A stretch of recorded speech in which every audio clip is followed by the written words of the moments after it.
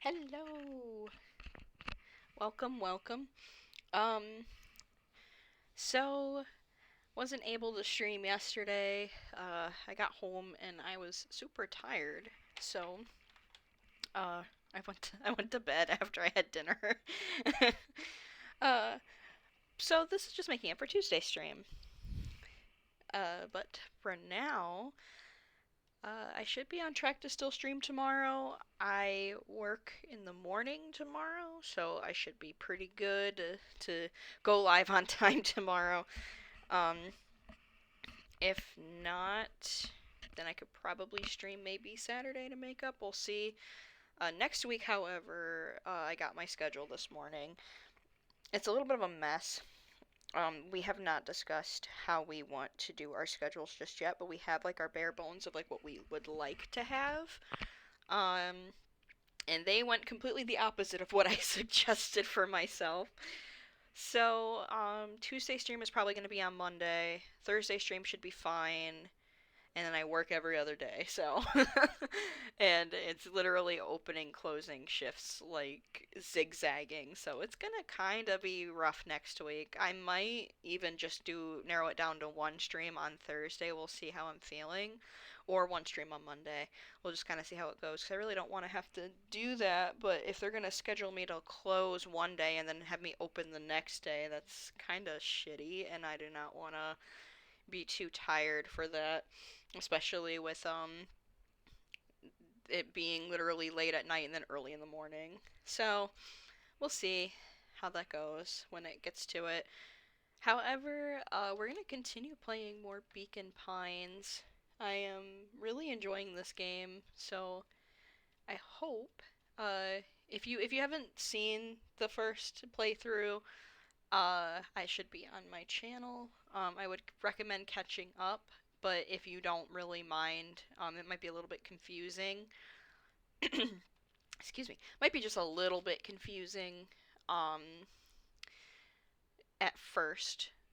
So just as a heads up, because this game is a little bit like a back and forth with the timeline. Uh, but yeah, let us continue with some Beacon Pines.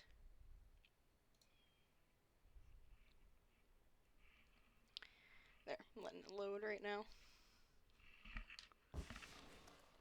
Is it going through my speakers again? Why does the sound keep Chapter 4. Oh my gosh. I don't know why it keeps doing this. Oh great. Like I never switch it to go through my speakers. It just does it automatically.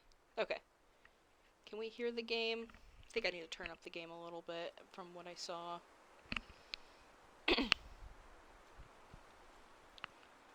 Let me know if that's too loud.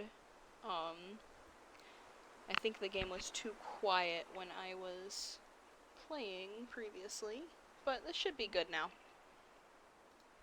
I don't know why it keeps doing that though. I should see. Our harvest awaits. Okay.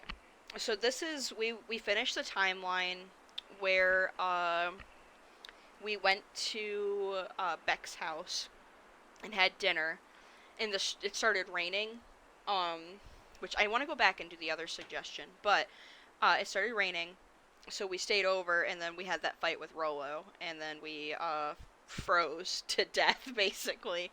So this is the timeline where Rollo went missing, and he was found, and we're talking to him. So this is the timeline where Rollo went with us to the factory. He ran away and went missing for a little bit, and then they found him. And this is us figuring out, like, catching up with him, figuring out, like, what happened after he ran away. So that's to catch you up to speed with what we've done so far.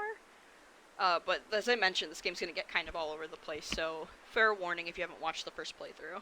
Luca took a deep breath and gingerly opened the door, steeling himself for Gran's wrath.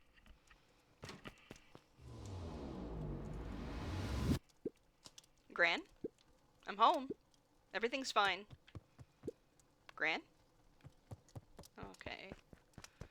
So Gran went missing. Just relax here. I already got the thing here. Oh, hello. I was just catching up with where we were at. So this is the timeline where Rollo went missing, where we were not allowed to go outside, and we ran outside to look for Rollo, and now we're home, and we're expecting Gran to be pretty upset. Gran? No, I wasn't supposed to go anywhere. I was just helping look for Rollo.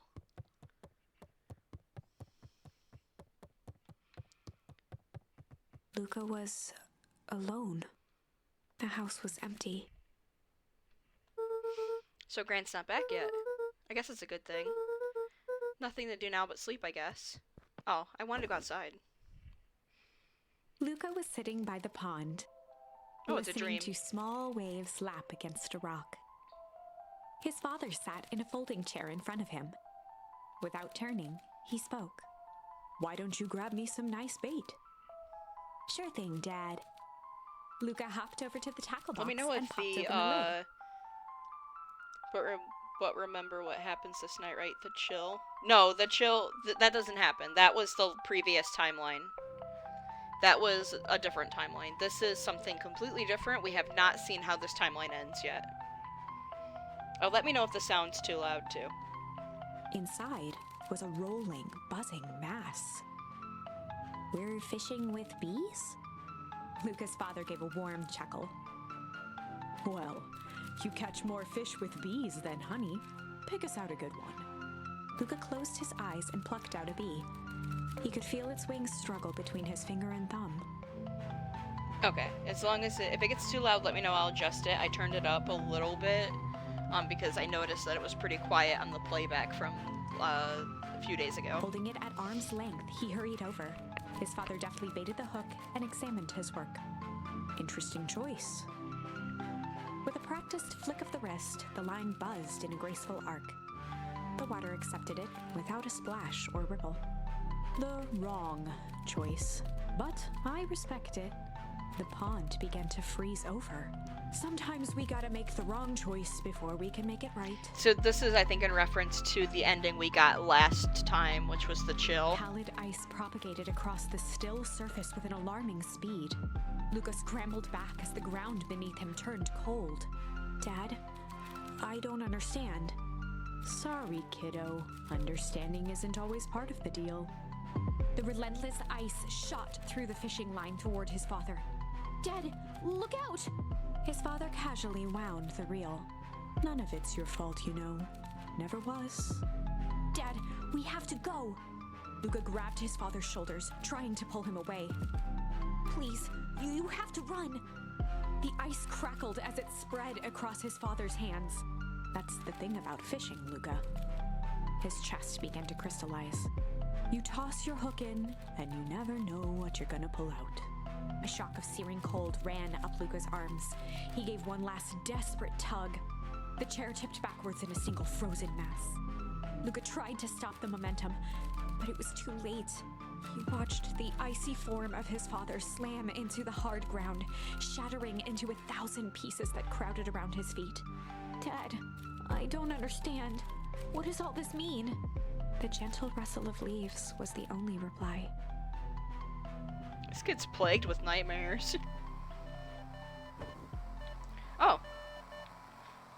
Our, Luca's eyes struggled to focus on the walkie-talkie. Rollo? Faintly, he could hear Rollo amongst the noise. Luca. Yeah. Rollo, is that you? Luca. There? Rollo, it's the middle of the night. Luca, thank God. Listen, I don't know how long this thing will work down here. Down here? Rollo's voice was coming through more clearly now. But some words were still just static. Listen to me, someone grabbed me yesterday. What? The man in the hazmat suit? Took me to some sort of... I think I'm underground. Underground? Are you okay? Kinda. They seem more interested in... For now, at least. Mr. Kerr said you made it back home safe. Kerr? No. Trust. He's... Hold on, someone's coming. The signal went silent. Rollo? Rollo, where are you? Luca held still, waiting for a response. His pounding heartbeat marking the passage of time. Okay, I think they're gone. Getting worse. I can barely hear you. Rollo's voice began to fade. Losing signal. Not much time. Mission control. You need to... The treehouse. The treehouse. With that, the signal died for good. Something... Was he trying to say about the... What was he trying to say about the treehouse? What's at the treehouse? The antenna. He wants me to use the antenna in the treehouse to get a better signal. Rollo, you're a genius. Luca grabbed the walkie-talkie and sprinted to the treehouse. We'll see if Gran's home. Oh, never mind. Hook up the walkie-talkie to the radio in the treehouse. Okay. Hopefully the treehouse Luca heard a group of footsteps approaching. He dashed behind the bushes to avoid being spotted. Oh, someone's coming. Gran? Oh. So we all understand our roles. You can count on me. I think we need more time. This wasn't the original plan. Mr. Tolliver paused, shifting his eyes. These are the to people one she's side. been delivering jam to. Rollo, a genius. More likely than you think. These are the people that she's been delivering the jam to.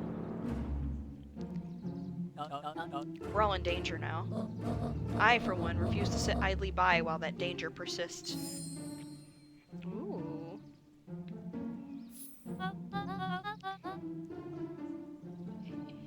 Hiram? You just keep your wits about you. Mr. Tolliver took one long, quiet breath. You're right. You can count on me. Yes, was it? Where's Grant? I don't know where her admirer is. I just wish we could have made that deal with Eris Valentine. Our sources would still have come in handy. As I said, I had no time to contact her after your call this morning. Plans change. How is Luca holding up? He's fine. You shouldn't lose sight of the fact that this is all... I know very well what all of this is for. We have no choice. Operation Sparkplug has a new objective. Are we in agreement? The three shared a determined look. Good. We'll reconvene after the festival.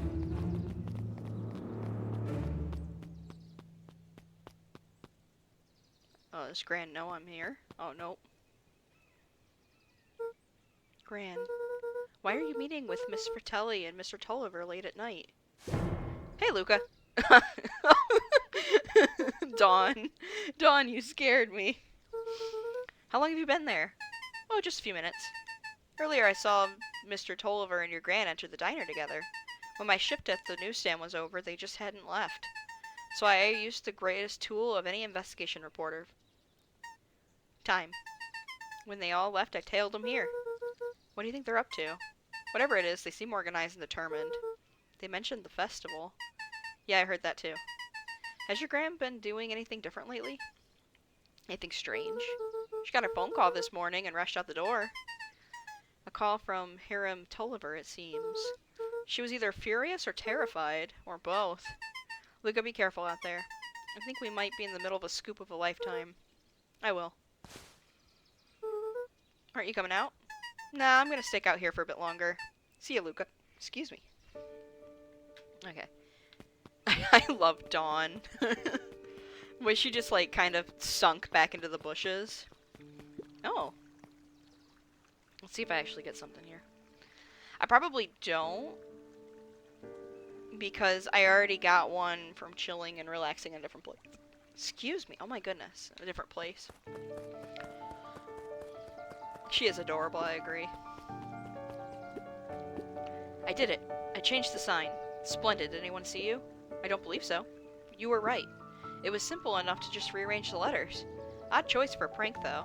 In situations such as these, odd is good. The two boys shared a mischievous grin. I can't wait for everyone to see the big reveal. It should be quite memorable. Let's make ourselves scarce for now. Did they not see me? I'm like 2 feet away from them, like, yeah? Okay, let's see. Can I get anything for fishing? Anything new? No.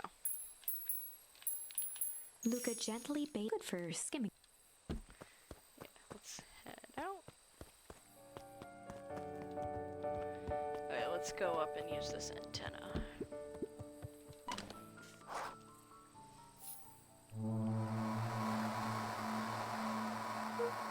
Rollo? Rollo, are you there?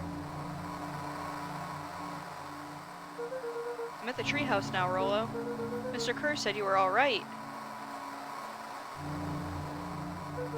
What happened out there?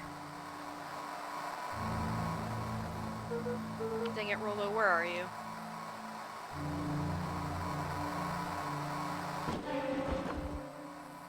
What? Who's there? Luca could only see a cloaked shape behind the rocket. I've got weapons in here, so you better come out right now. He strained to hear as a muffled voice began. Weapons? Is this Beck? How could you hurt something that's already dead? Fear gripped Luca's throat. No, this is the kid that got pushed into the goop, isn't it? Who are you? What, you don't recognize me? I guess I don't even recognize myself anymore. Luca stared at the ground for a moment, trying to place the dampened voice. The figure shifted slowly from behind the rocket, revealing itself to Luca. Yeah, this is a kid who got pushed in the kid that was pushed in the, group. Uh-oh, yeah. I'm a monster. And now they hunt me like the beast I am. Iggy. Luca reached over empathetically. Iggy's tone jolted to dejected anger. Don't touch me. This is all your fault. Luca slumped to the ground, overwhelmed by guilt. I'm so sorry. I I didn't mean to. I lost control. So you couldn't control yourself for a second? And I get to be like this forever? There must be a way to fix this. Oh, you gotta be my savior? Perfect little Luca saves the day. With this positive attitude and power of friendship. None of this matters. There's no time. They're after me. They chased me all the way through Weep Wood. I only came in here to hide. Hide from who? Who's after you?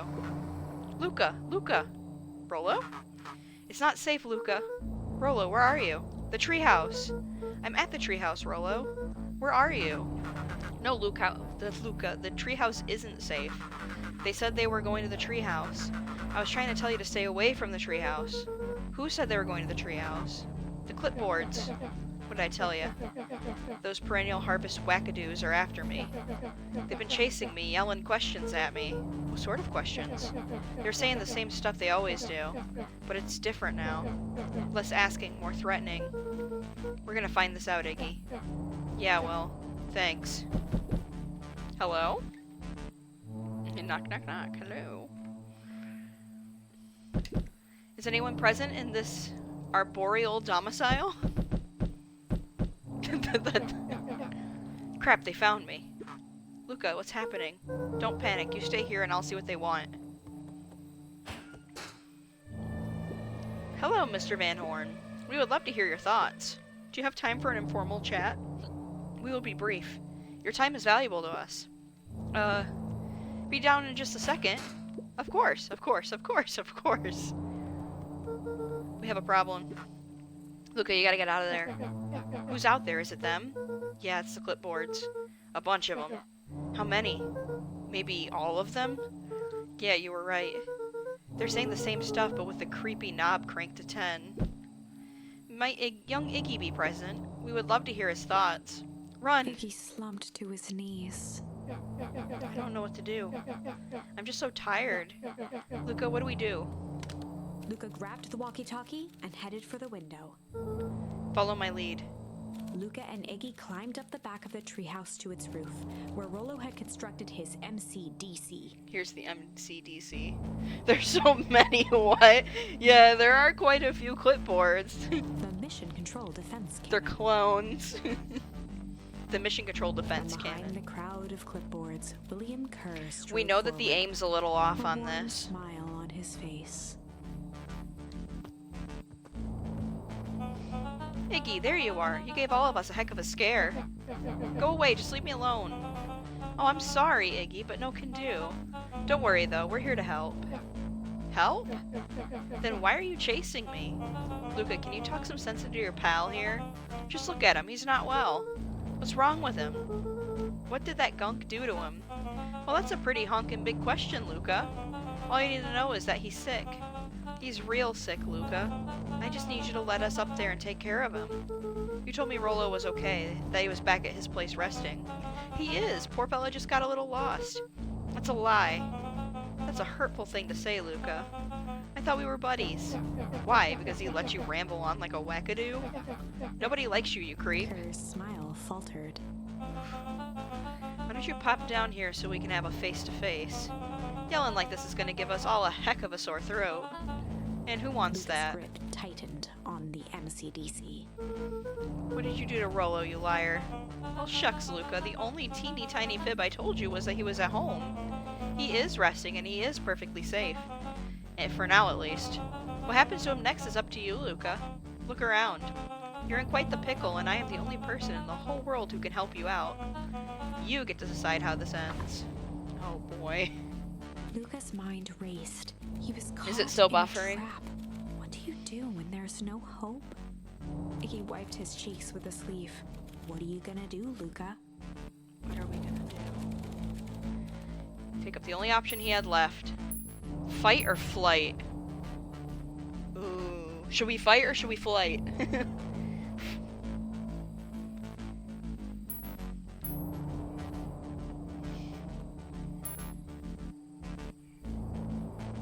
I like the music.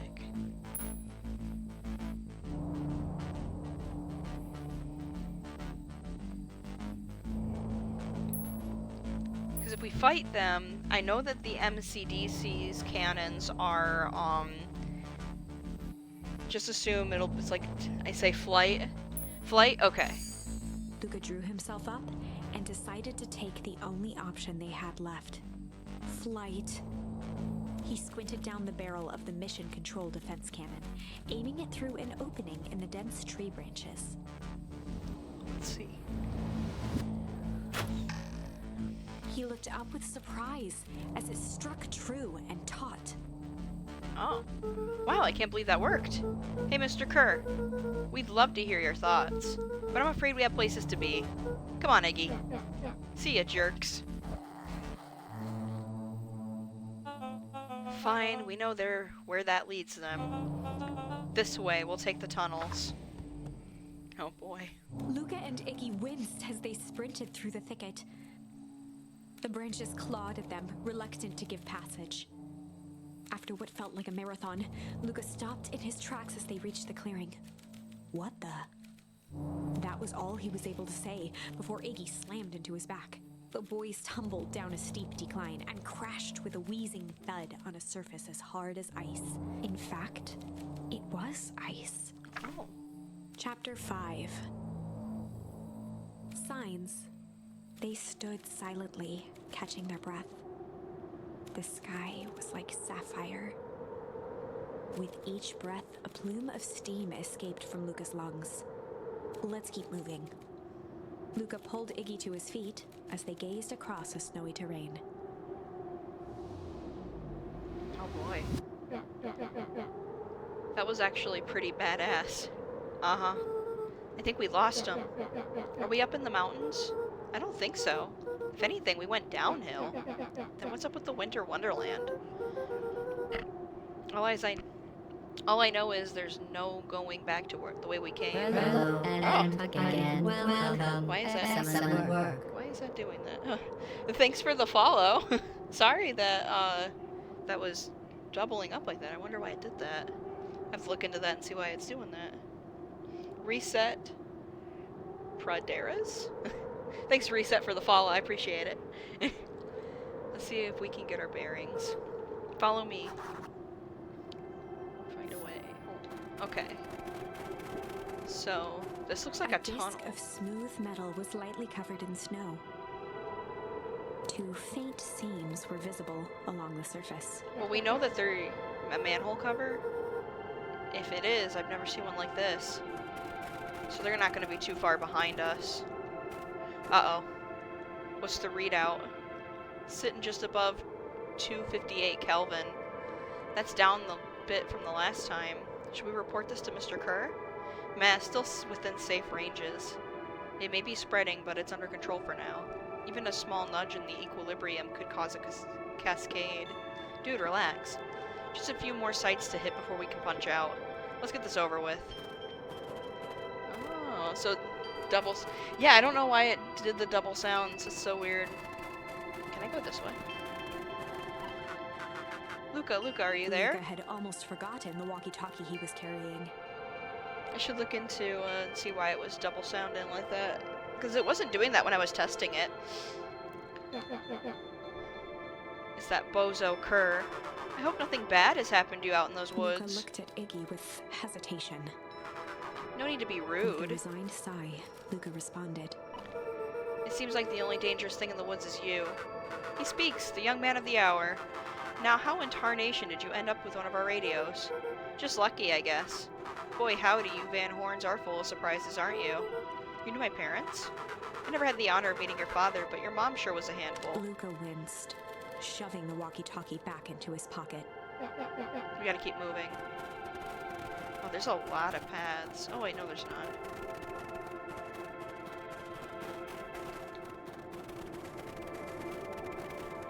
What is this? What's all this? Hard to say with all the snow. I think it's a town sign. I can almost make out the letters under there. What town could this even be?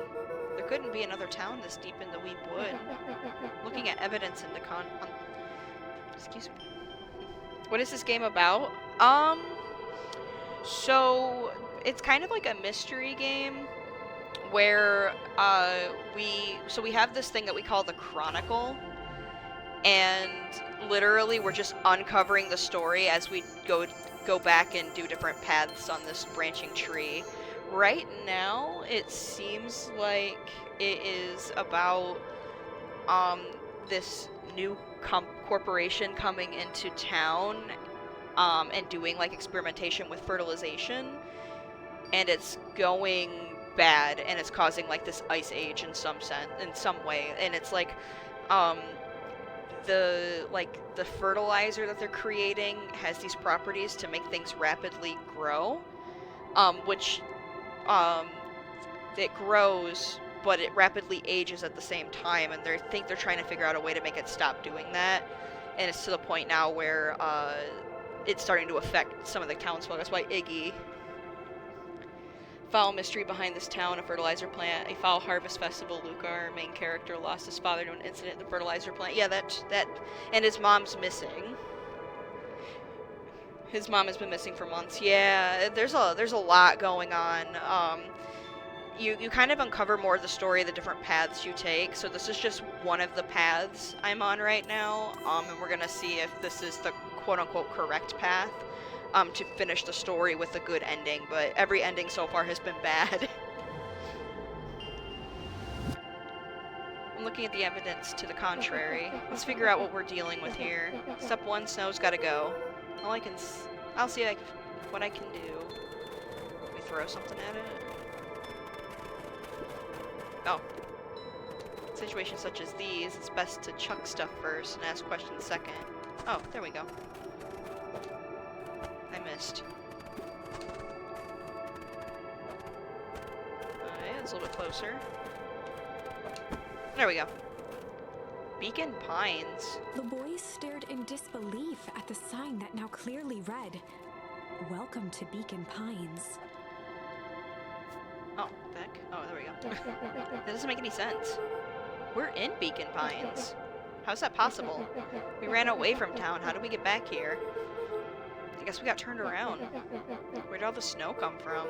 Well, it's been colder than normal lately. There's a pretty big difference between sweater weather and an Arctic hellscape. It's also the first day of summer, from my understanding.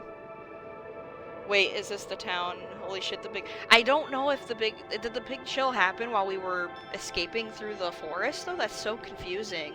Is this just a different timeline that we found ourselves in? I don't know how this happened, because we would have been frozen still, because the big chill happened when we were in the treehouse, and then we ran through the woods to appear where Luca's house would be, basically.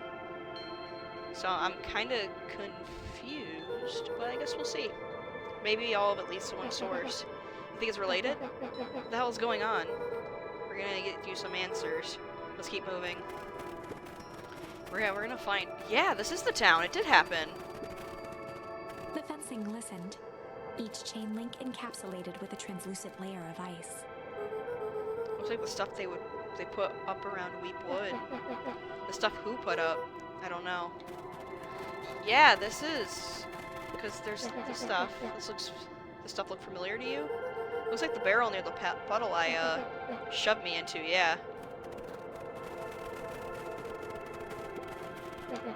It's all frozen. Looking down at the frozen stream, Luca could faintly see a school of minnows encased in the ice. Whatever happened here happened fast. The fish didn't even have time to run. Or, swim run. And this would be where the dude with the chair... There's like wheels. The crunching wheel of marks. footsteps trailing Luca went hush. He looked back to see Iggy's face twisted with confusion. Everyone's gone. What? There's nothing here but more snow. There must be an explanation for all of this. We have to keep looking. You can look all you want. I quit. Iggy, we have to keep going. You don't get it, do you? This isn't one of your pathetic Hank Atomic stories. We aren't going to save the day. We aren't even going to save ourselves. My face is mangled.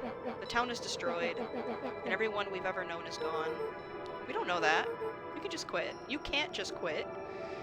I mean, we can just quit. Hey, it's the fucked up kid. Yeah, it is. This is the path that I went back to that path to continue that story after, the chill happened in the last timeline. Do whatever you want. I'm done. Iggy, it's gonna be okay. Luca peered upward at the darkening sky. He let out a long, foggy breath. Faintly, Iggy began to cry. Seeing Iggy in such a pathetic state gave Luca a sense of compassion, and more than a little guilt. It is getting pretty late, I think. Probably not a good idea to stumble around in the dark anyway. Luca allowed himself to collapse next to Iggy. Let's just rest for a bit. The boys huddled together for warmth and comfort. Why not go into one of the abandoned buildings? I mean, it's frozen inside, but it's at least not outside. If not for exhaustion, their minds would be racing, trying to make sense of the events of the day. As it was, all they had energy for was to sit in silence, numb. Yeah, you said you did the... Right, not Wendy. You did the math. What did you say? It was negative 15 degrees? The way the snow covered everything over. Ah! Oh, I don't have any water in here. Chalu, could you bring me some water?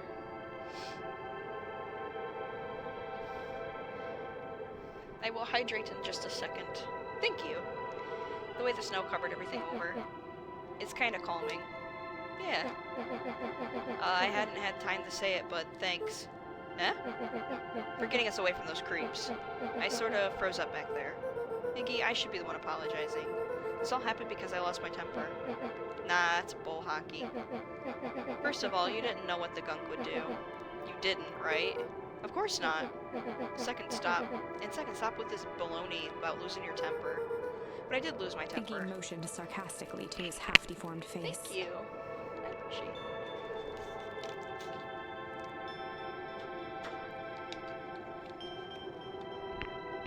Okay, I hydrated.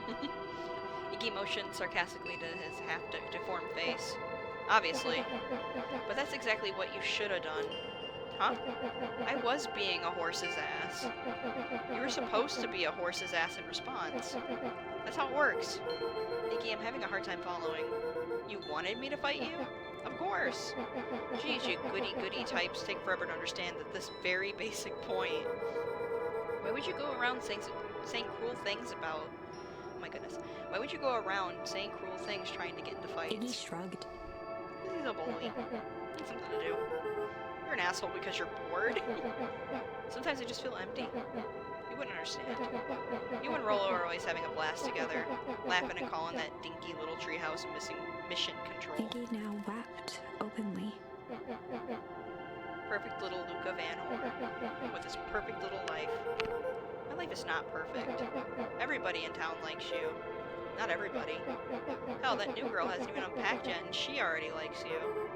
You have Tish. He wiped his nose with a sleeve. I love Tish. Tish is great.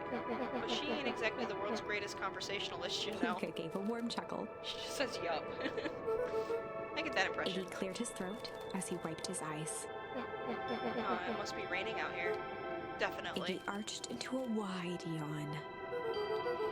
We should probably get some sleep. Yeah. Let's lay low for now. Tomorrow we'll get to the bottom of all this. Luca's eyelids began to slowly drift shut. Sleep outside, Luca? Yeah? I always did want to see the inside of your dinky little treehouse. What'd you think? Not bad. I'll give you the full tour when we get back. You know what? That's all Luca could whisper before succumbing to sleep. Iggy snuggled in some more. When it comes to worst days of my entire life, this one wasn't half bad. Aw. Yeah, they're falling asleep outside. Is that how you get hypothermia? House smelled of warm bread. Luca was playing with toy blocks on the living room. You got rug. another prophetic dream. He looked up to see his parents on the couch. His mother held his father's head in her lap. She idly stroked his hair while humming a song. A voice behind Luca spoke. "This is how you remember them, huh?" Luca turned to see his own face.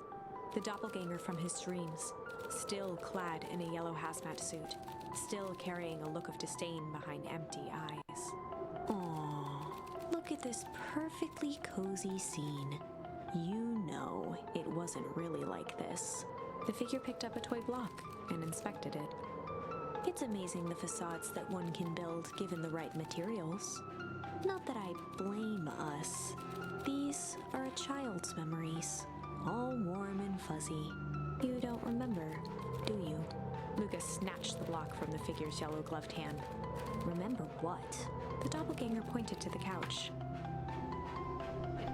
They can't go into buildings they aren't allowed. It's illegal to enter buildings. It's breaking and entering. Don't you know that? One second. I'm trying not to get the crinkle of water bottle plastic in my mic. The last day we saw him alive. The day he chose to abandon us. Luca turned to look at his father, still lounging on the couch. That's not true. He didn't abandon us. The doppelganger waved his hand dismissively. Everything is true here. It's just a matter of what we choose to see. Well, let me show you. The world flickered and pulsed. Luca was sitting next to his bed, listening to his heartbeat with one of his dad's stethoscopes. The doppelganger limped into the room. No, we both know that's not how this went. He grabbed Luca's hand and guided the stethoscope to the floor. Luca heard muffled shouting, brought close by the stethoscope. It was his parents, fighting. Oh, is this a common thing? Do you remember what we did next? Luca gave a slow nod and crept down the hall to peek through the banister. He could see the outline of his mother at the bottom of the stairs. Damn it, Walt. We can't afford to get involved in this. She was scared. His father stepped forward. What am I supposed to do? Just watch? There's a sickness in this town, and we both know who's behind it. I swore an oath to help people. No, I'm assuming Luca's dad was a doctor if he has a stethoscope. I won't turn my back on them. See, I thought maybe he worked at the plant because I think Mr. Kerr or someone said that he worked at the plant. Or that he died at the plant or something, he had an accident at the plant which killed him. No, Luca said that he had an accident at the plant and that's what killed him. So his dad's a doctor, he was at the plant, and that's ultimately, like, that's as far as I know, but I just thought he worked at the plant as one of the workers for, because of that line. I forgot that we had the stethoscope. Luca's mother grabbed Walt. She was crying, pleading. I can't lose you. Walt calmly removed Eleanor's hand from his shoulder. What's right is right, and what's wrong is wrong. I could never live with myself if I let Sharper get away with this. Eleanor raised her voice. Spare me your bullshit platitudes. What about our son? Luca flinched, dropping the stethoscope down the stairs. Walt turned with a panicked smile. Luca? Is that you, buddy? With tears in his eyes, Luca descended the stairs. Mom? Dad? What's going on? Walt dropped to a knee to meet Luca eye to eye. Nothing, buckaroo. Your mom and I just got a little overexcited is all. Luca placed the stethoscope against his father's chest. His heart was racing. It sounded like you were going somewhere? Walt gently removed the device from Luca's ears. Listen to me, Luca. I have some business to take care of. I'll be back in time to tuck you in. Luca hugged his father tightly. Promise? Walt stood up and walked to the door. He glanced over his shoulder. I promise. With a wink and a grin, he put on his hat and strode out into the evening sun. Who's A this? figure approached soundlessly from the foggy snowfall. It stood above them, lingering in contemplation. Slowly raising one hand above Iggy, it snapped out 2 brisk raps on his head. From a deep slumber, Iggy sprang up defensively. Get your hands off me. Whether it was the calming presence or the recognition that he was not in danger, Iggy felt his clenched fists lower. Just what do you think you're doing? Luca looked up, gradually remembering his whereabouts. The figure exhaled a cloud of warm vapor. You two certainly have caused a lot of commotion. What's that supposed to mean? Take it easy, Iggy. We were asleep, minding our own business. You're the one running around knocking on people's heads. I'm sorry if I hurt you, Iggy. You didn't hurt nobody. Anybody. Huh? Oh, I see. You think you're better than me, you. When it came to complete strangers, Iggy had trouble cobbling together an insult. Big-headed, scarfy-necked furball. Okay, let's lower the temperature a bit here. Interesting choice of words. I mean, let's all just calm down. Who are you? A friend. An observer. A hitchhiker on the infinite expanse of possibility. Great, how about a name? If you must call me something, you can call me Nat. Iggy huffed with gratification. How about you make like a gnat and buzz off? Very well. Nat began to turn away indifferently. Wait, do you live here? You might say that. So you know where we are. You might also say that. Look, pal, we just want to find a safe way out of here. You gonna help us or not? Before knowing how to leave, one must know where they are. Alright, that does it. Luca, I don't know about you, but I'm getting out of here, one way or another. Iggy turned sharply and began to stomp off. Enough with the riddles. Iggy, wait up. Realizing he'd worn their patience then, Nat relented. Very well, I suppose this isn't the time for metaphors. I'll show you how to get back home. Luca and Iggy turned around with hope in their eyes. Come here. Nat took a deep breath in. I would love to have some image of what is happening. I honestly couldn't even tell you what's happening. I'm a little bit confused myself. Close your eyes. Nat exhaled This slowly, is a new character. then snapped his fingers. Okay, open them. For a brief moment, Luca and Iggy let themselves believe that some great magic was about to unfold, until they opened their eyes and found themselves in the exact same place, cold and disheartened. This is your home. This is Beacon Pines. Look, Nat, we don't know how we got here. Maybe we stumbled through some time travel gate in Weep Wood, or we teleported to some alternate universe, or this is all just some cruel experiment by Kerr and his goons. This is not our home. You're inching closer to the truth. Alas, the reality is much less fanciful. Just give it to us straight. So be it. As I said, this is Beacon Pines. The original, true Beacon Pines. Okay. You both grew up here, but the town you've called your home for the past several years is a replica. A remarkable achievement of engineering, to be fair, but a replica nonetheless. That's impossible. It's too much work. You need a whole town to replicate a whole town. Indeed, to pull off such a feat would require immense labor power. That which could be moved would be moved. They just took the city and pushed it somewhere else. That which could not would require a precise duplicate. We would have noticed. Someone would have noticed. You'd think so, unless the auditing was impeccable, mind-numbing attention to detail. As for the innumerable trivialities which complete the tapestry, well, you can leave that to the miraculous thing we call a brain. It has a real aversion to discontinuity, a revolution even. The brain has a wonderful way of smoothing out the rough edges, keeping us sane. Ah, we're smooth-brained, I see. Luca and Iggy... Oh, where'd the narrator go? Luca and Iggy looked around uncomfortably. So you're saying that someone made an entire new town and moved us all and no one noticed? Precisely. But why? Why is a question that could never be answered with certainty. The best one we can do is uncover. Nat narrowed his eyes, furrowed his brow, and uttered, The source. Why'd you say the source like that? The source. Why indeed? Luca began to laugh uncomfortably. It's all ridiculous. There's no way they could. He looked down at his feet. His eyes started back and forth in contemplation. With a sudden pain, a thought struck him. If this is really home, he sprinted off into the pale distance. As Iggy turned to follow, Nat called out. Iggy, it's not too late to turn back. Simply head west through Weepwood.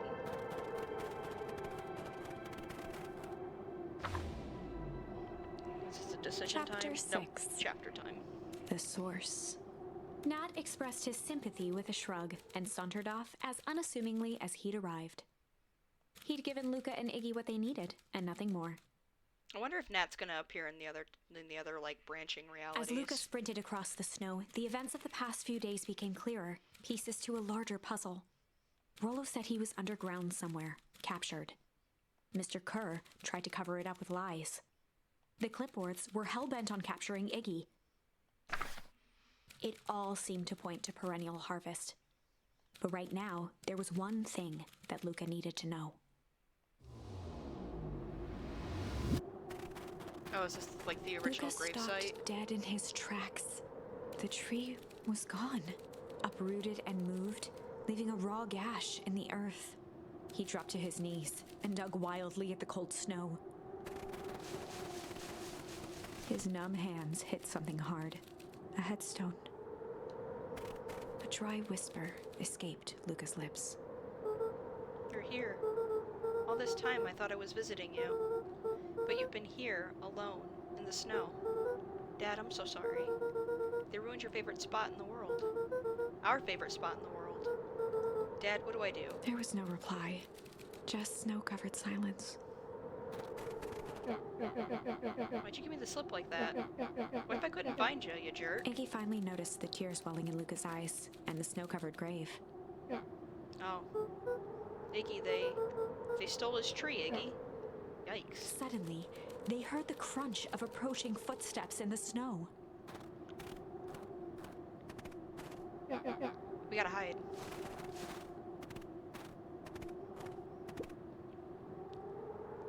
$259 Kelvin. I think that's what they mean. Fall off distance is still good.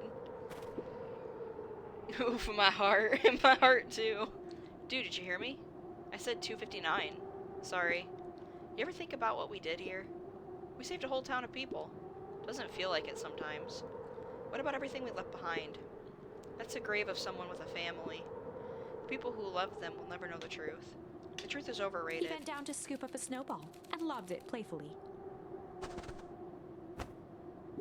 Hey, don't be such a downer, dude. We took this job to change the world. Yeah, come on. It's almost lunchtime. Why does he move like that? Weirdo. Oh, I see. He's moving. Here I thought I was a jerk.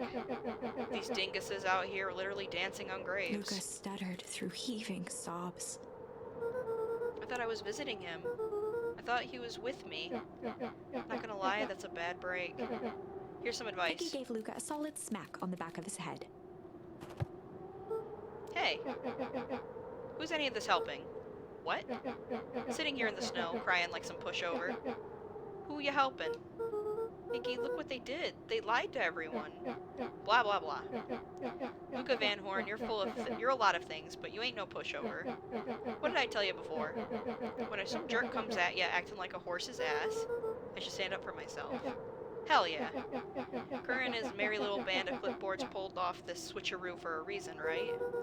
Nat mentioned something about a source. Luca wiped his eyes with a sleeve. Whatever is at the source must be awfully valuable to Perennial Harvest. Should be a shame if something unfortunate were to happen to their precious source, wouldn't it? What do you have in mind?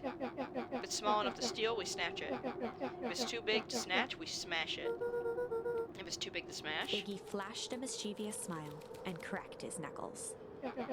I'm always up for a challenge. I'm gonna make this right, Dad, I promise. Let's do this.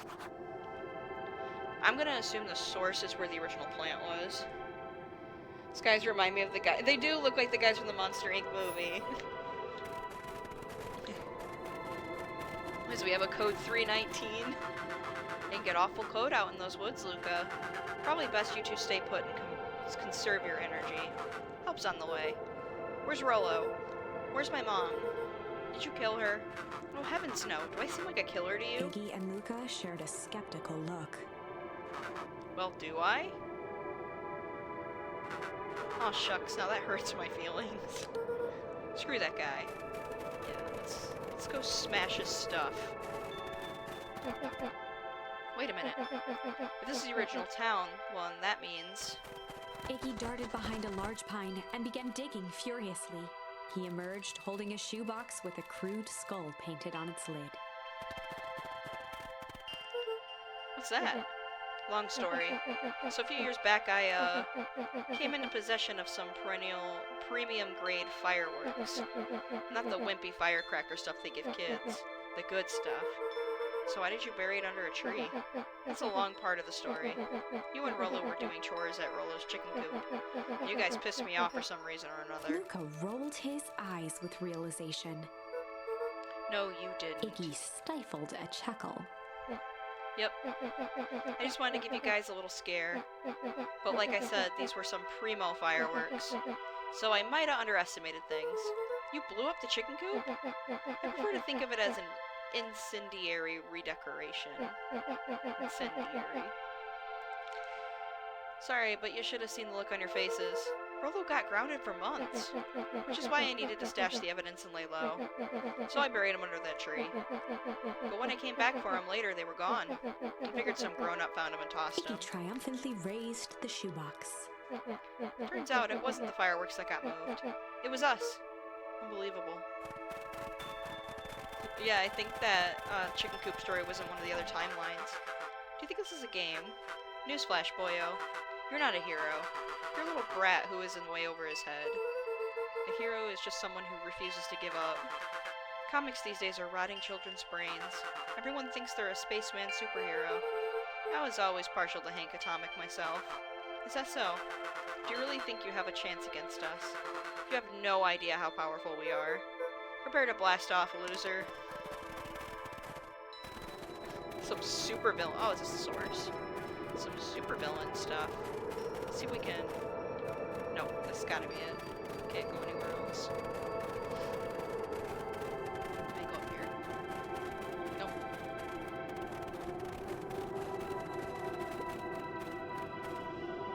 Luca and Iggy inched up to the edge of the hole with bewilderment in their eyes. Arctic air breathed out of the cavern in heaving gusts. Echo! Echo! Echo! Echo. Whoa! I can see why they wanted to move us all. I can see why they wanted to move us all out of town now. But why would they dig a giant hole? I think this is it. The source. This is the source? It's a dang hole? How do we smash a hole? Oh, it's much more than that, my annoying little friend. Kerr. Where's Rollo? Wasn't lying before, he's safe. Well, safer than you two, at least. Drats, it's cold. Just the annoyed face made me chuckle a little.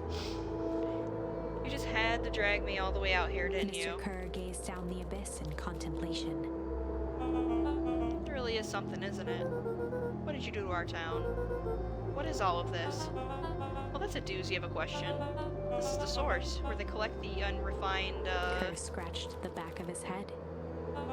Honestly, boys, I don't understand any of this well enough to explain it. Fact of the matter is, I'm not paid to know. What do you mean you don't know? Ain't you in charge? Oh, heavens, no. My role is merely to flash a winning smile and manage various complications. Complications like us. You are a smart boy. His face contorted into a saccharine grin. It really is nothing personal. Some people are destined to strive for greatness, and others are simply obstacles along the way. Seems like you were destined to be a creepy lackey. The point is that we all play our part in life. Mine is just happened to be a lead in a role of a lifetime. And you happen to be extras, ready for your curtain call. We aren't giving up without a fight. Your smile's not going to be so winning after we're done with you. Now, boys, there's no need for melodrama. It makes even a professional such as myself embarrassed for you. Let's change the mood a bit. Kerr snapped his fingers. Scene change. Are they gonna push them in? There, that's better. Deal with them. Iggy turned to Luca with a sly glance. Why are you smirking? Because I have a box full of fireworks and you don't? Iggy waved the box into the air, threatening to drop it down the hole. Stop. Let's not do something regrettable. Joke's on you, regret is one of my specialties. Out of curiosity, what would happen if I threw these in your precious hole? Nothing. Nothing at all. You're a terrible liar. I'll have you know, I'm an exceptional liar.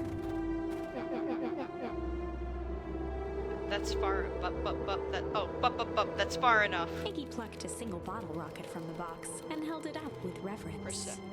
Oh, that's my butt giving me, what is the, in Greek mythology, who reigned as the queen of underworld? Oh yeah, I knew that one, was Persephone. I love the little trivia things the bot does during the ad breaks. I think it's so interesting.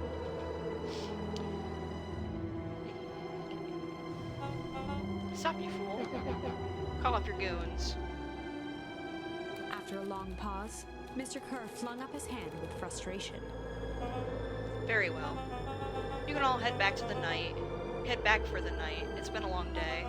I'll handle these two from here. But you don't have any fire to light it. Into the frigid air. It's just us now, Iggy. You can put that down. What, like this? With a nonchalant flick, Iggy tossed the firework into the hole.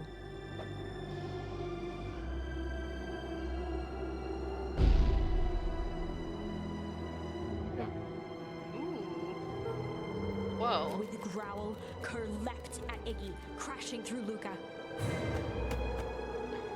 Iggy tried to twist away, but in the struggle they both tumbled over the side. Luca dove forward, bracing Iggy's hand just before it slipped. His grip was made precarious by the cold, wet snow. He could see Kerr further down, clinging to Iggy's coat. You reckless child, what have you done? Luca, listen to me. Hold on tight and use the walkie-talkie to call them back.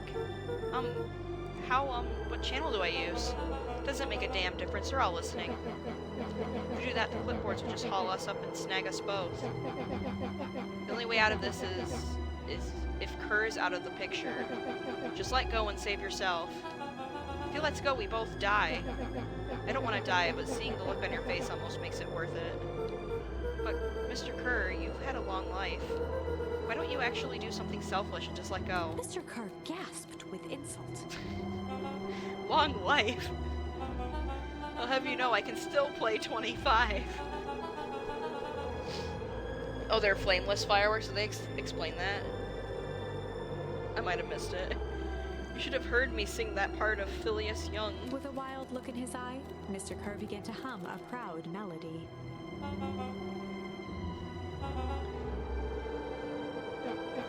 Wow, can you believe this guy? Oh, okay, this is not the end. Luca's hand began to cramp. His voice began to crack. Kerr, just let go. No can do. If you want to save your friend, you'll have to save me too. Luca, look at me. It's okay. Luca felt Iggy loosen his grasp. You aren't going to kill your friend like that, are you? Every muscle in Luca's body burned. I'm not his friend. Yes, you are. Nah, I'm just a no-good bully. Like you, Kerr. Iggy, no. Luca felt his hand slipping. And I told you what you need to do with bullies. I can't. It's your only way to get out of this mess. Two birds with one stone. It makes sense for us to fall together. Wackadoos travel in packs. A calm settled over Iggy's face. Luca, let me do this. Iggy's voice was colder than the bitter air billowing from the chasm. Let me do the right thing for once. Oh boy, here's a decision. Luca had no choice but to... Do we accept or we refuse? What are we picking here? Either way, I think this ending's not going to be the right one.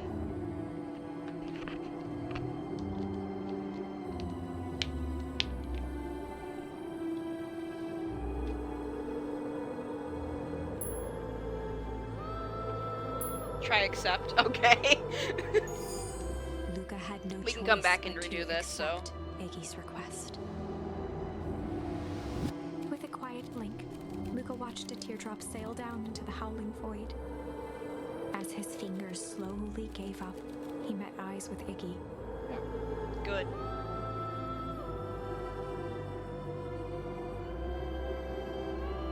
The two silhouettes were swallowed by darkness.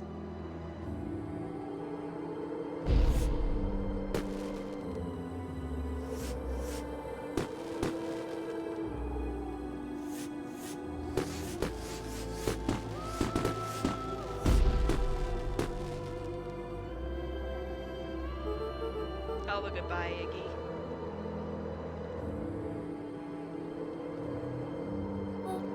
Luca, you should really step back. What? Quickly.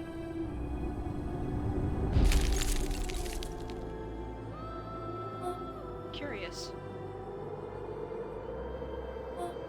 Ah, but of course. Those fireworks of Iggy's must have been just the right amount of energy. We should get out of here before perennial harvest arrives. Not until you tell me what just happened. Your friend's sacrifice just saved this town. For a little while, anyway. How? Tempest liquamine is a peculiar substance.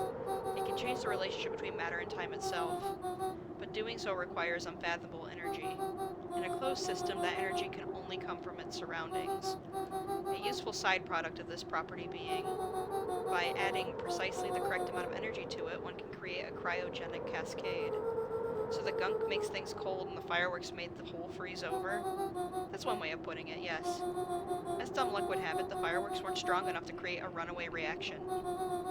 I shudder to think what would have happened in that case. We have some idea what that would look like. Yeah, we do. We saw the other ending. That's probably why the whole place froze over. It will take them a good while to safely break through and access the source again. If you know all this stuff, why haven't you been helping? I have been in my way. Each one of us has our role to play.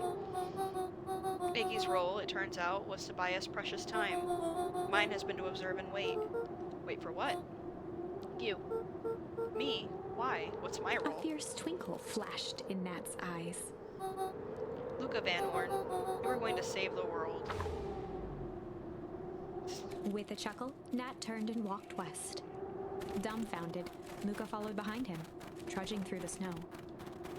Every step taking him further away from everyone and everything he knew, and closer to destiny. Is this the right path? To be continued in Beacon Pines, Pines Harder, Revenge Served Cold, Second Time's a Charm?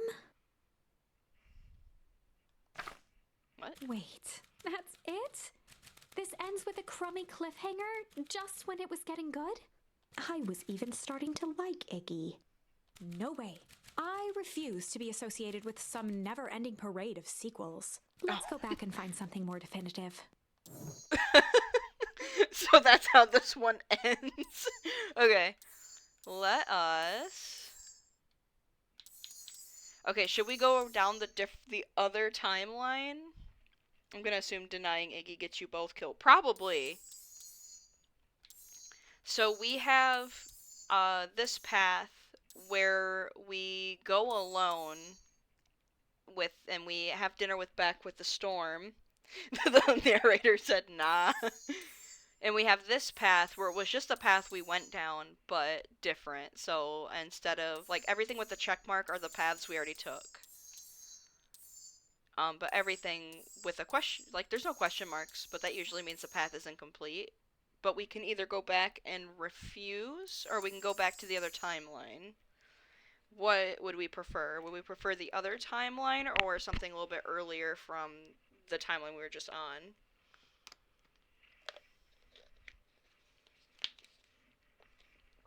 Try refuse. Okay, you can go back and refuse.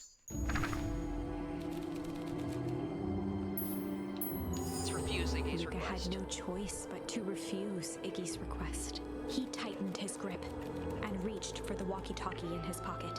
A wild delight crept onto Mr. Kerr's face. That's a good lad.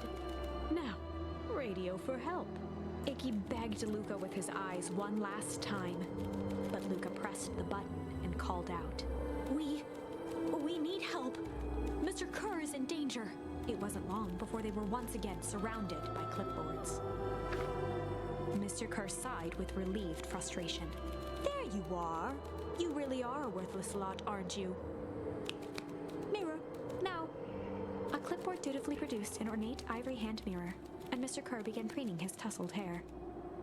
Ah, that's better. Mr. Van Horn, I applaud your sharp thinking under duress. I'll put in a good word for you with the founder. Take them away. A swarm of hands overpowered Luca. The last thing he saw before a cloth bag was pulled over his head was the defeated look on Iggy's face. The end. Oh, that's the ending we got. I think this was one of those times where doing the right thing was the wrong thing. Okay, so we can go back and maybe, I think tickling will get, save Iggy from getting basically messed up. Or we can go back and, basically, I think the break in the storm would mean that, Beck would go to the treehouse back with us to Rollo, and we wouldn't miss out on, talking to Rollo, and we wouldn't have that fight. So should we go to the other timeline for a bit, or should we continue with the one we were just on? What is everyone feeling right now?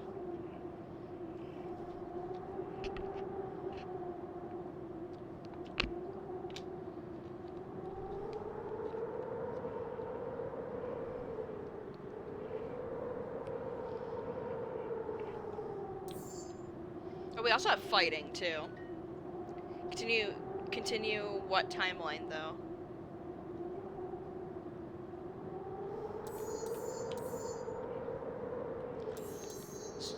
There was also we can fight them too.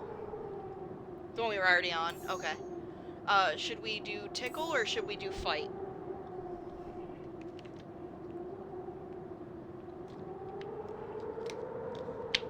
Tickle? Okay.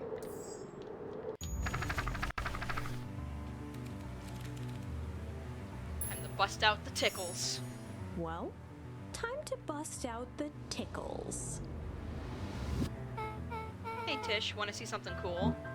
Yup. Check it. Beck lunged forward and began to tickle under Tish's arms.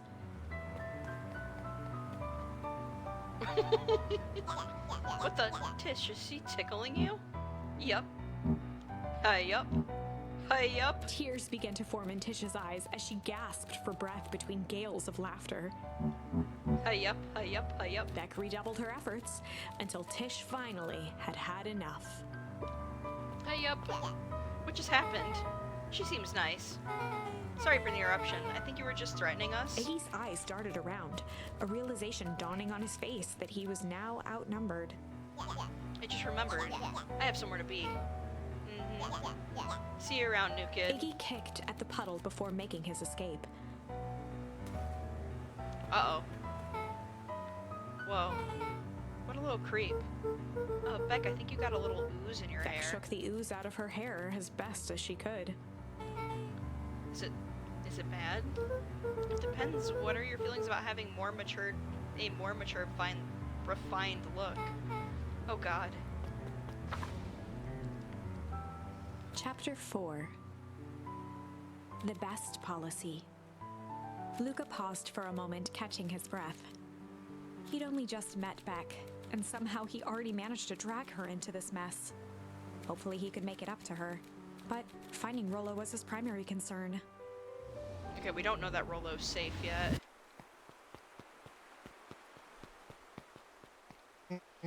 Luca, what the hell are you doing out here? And why did the kid with gray hair just run past us in a panic? Roxy and Fitz looked drained. It was clear they'd spent all day searching.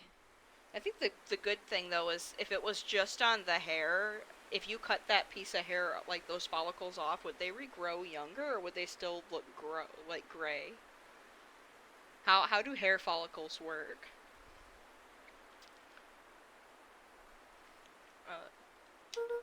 That's Beck. I don't care who she is. What happened? We were helping look for Rollo. Luca, I need you to start telling me the truth. Roxy's temper could often be dismissed as the impatience of an older sibling. But this was the most intense Luca had ever seen her. Her eyes were wild and unfocused, looking straight through Luca. We're running out of time. In a torrent of rambled words and tears, Luca broke down. Rollo and I weren't just playing in Weepwood yesterday. We were investigating lights at the old Valentine warehouse. But someone was there in a strange suit. And we hid in the dumpster and had a heavy bag dropped on us. And I think it was a body. And so we ran, but we got split up. And I ran home. And it's all my fault. And now my best friend may never come back. Wow. Just wow. Roxy, still exhausted and angry, softened briefly as her eyes hunted the ground in thought.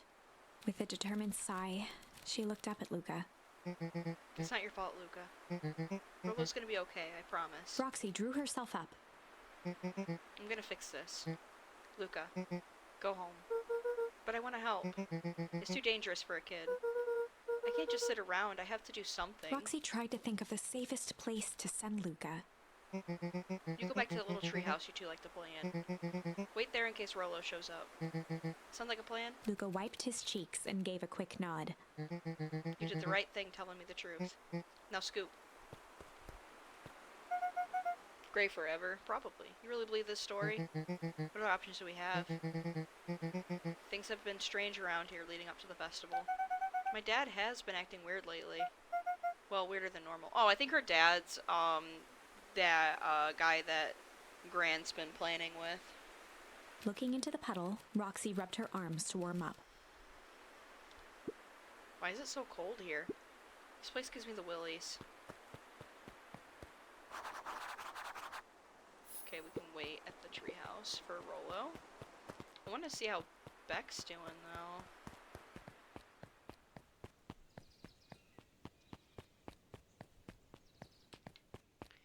Are you in there, Beck? No.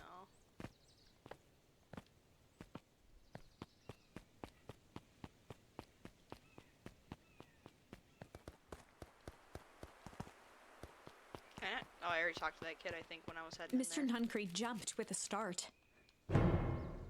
Jump scare. Whoa, don't sneak up on an old fella like that. Sorry. Who are you talking to? What? Luca motioned to the phone booth. Oh no. I was just checking because I thought I heard it ring. But the dang thing never does, of course. Yeah, I've never seen anyone use it, really. The whole thing's a waste of money, if you ask me. Any word from Rollo yet? Not yet. Long time for a boy to lose his way. Rollo knows those woods too well to get lost. I suppose you're right. Silly boys' antics have this whole town worried sick. Antics? We all know Rollo likes to play his little pranks. You think this is a prank?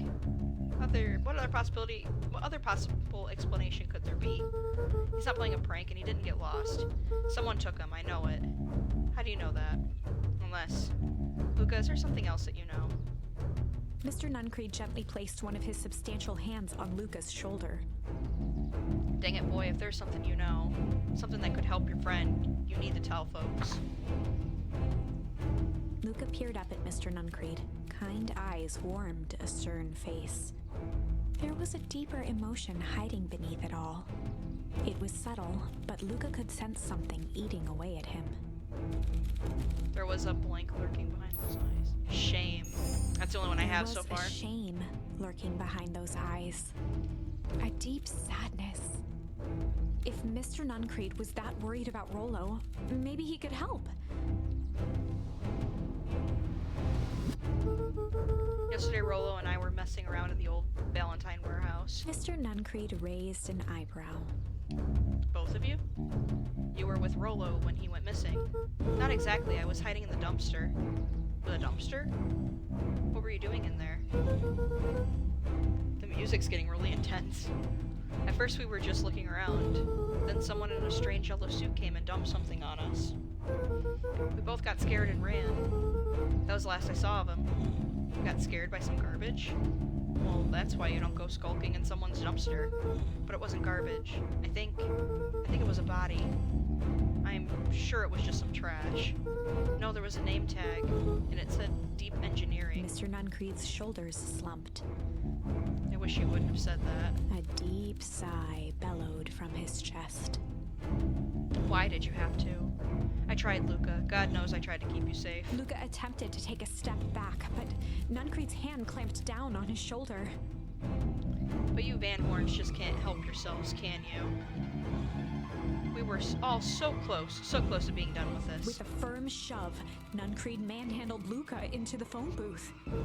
What are you doing? It's out of my hands now. The door latched shut with a mechanical hiss. Shit. As Luca pounded the glass, the floor dropped from under his feet. Nuncreed, I think, was using Granny to figure out what the plan was. Because he's pretending he has that, like, crush on her. Because he knows that she's up to something, I think. The inside of the phone booth was now a loose capsule plummeting at gravity's whim. Luca winced and pressed his hands to the walls. As he braced for impact, the capsule hurried to a surprisingly smooth stop. You know, the plot thickens. He felt a cold rush of air and opened his eyes with hesitance. Two large figures in hazmat suits occluded his view. Luca heard the deep, resigned voice of Mr. Nuncreed over an intercom. He knows too much. The end. Oh.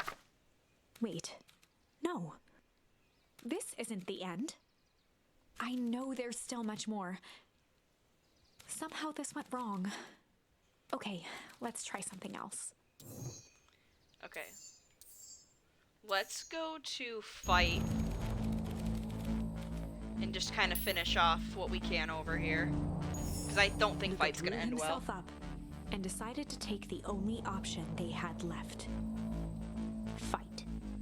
He swung the mission control defense cannon around, aiming it confidently at the smirking face of William Kerr. Hey, Mr. Kerr. Luca summoned his most insolent demeanor. Rollo sends his regards. Yeah. Hey, that was uncalled for, more than a little rude. And just plainly unsanitary. Luca, I really did think we were good pals. What a shame it's come to this. Kerr turned his back on the two boys. End this. With a nonchalant wave of the hand, he made his exit. As the clipboards began to slowly advance on the treehouse, Luca looked to Iggy with resignation in his eyes. The end. Yeah. That escalated quickly. Maybe discretion was the better part of valor here. Okay, we finished off this timeline. We do have the branching one, but we're gonna have to go back to here to figure out what we can do to fix it and get more charms. So let's go over here, and this is the timeline where Luca went without Rollo to the old Valentine estate, whatever that factory is. And Rollo is not missing currently in this timeline because we went by ourselves. So we're about to go meet up with Rollo and tell him about us escaping from that and talk about all that stuff. So we're gonna continue here. I see you around. Have a good night. I hope you come back, and sorry the game's so confusing. I do recommend playing it though. It's a lot of fun. But I hope you have a good night's reset, and thanks for stopping by.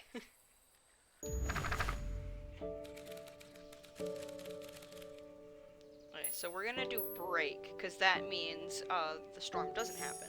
Luca began to respond, but the sky answered for him as the clouds above began to break, revealing patches of star-filled summer night. Moonlight filtered down, shimmering in the treetops. Sure, you can meet Rollo. You're not going home? No, I promised Rollo I'd tell him about... Luca stopped himself mid-sentence. Promise you tell him what? Spit it out, bub. We're thick as thieves now. If there's juicy secret, you've got to tell me. Okay. You can come to the treehouse and I'll tell you what happened. Heck yeah. Alright. Luca saw Beck skulking by the gate. So you're telling me there's nothing mysterious or creepy about this place? It's mostly boring and empty. I refuse to believe that. Big spiked gate, looming mansion, rich reclusive owners. It even smells shady. Beck grabbed the wrought iron bars and shook the gate. Mark my words, you decadent nightmare house.